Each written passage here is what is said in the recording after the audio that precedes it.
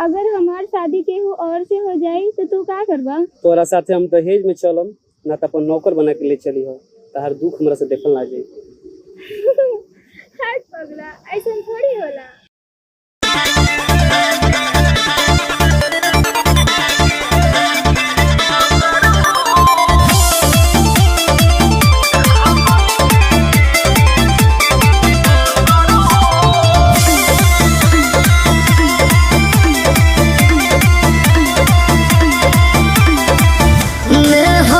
छपाए लागल हाथ में सिनुरो भी पड़े अब माथ में। हे जान सुना हो मेहदी छपाए लागल हाथ में सिनुरो भी पड़े अब माथ में। खुश नहीं रहब जानू तोहरा के खोकर हो।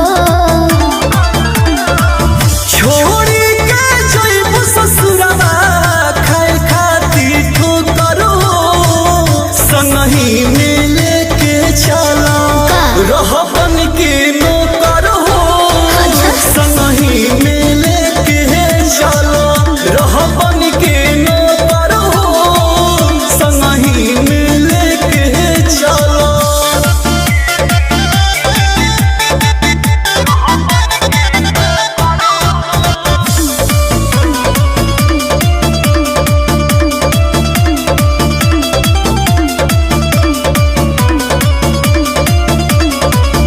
कुछ मजबूरी बा तब हो तो दूरी बा।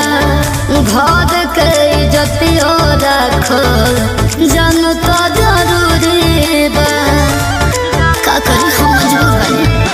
तू पिया के जान हो जाइबू हो अपन पगला के भुलाइबू हो। तू सातो जन्म के फेरा लेके जन्म भर वचन निभाइबू हो।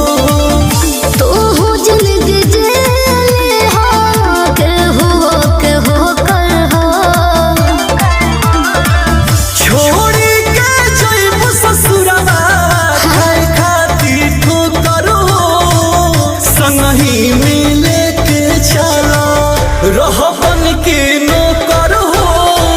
संगही में लेके चला रहबन के नौकर हो। संगही में लेके चला।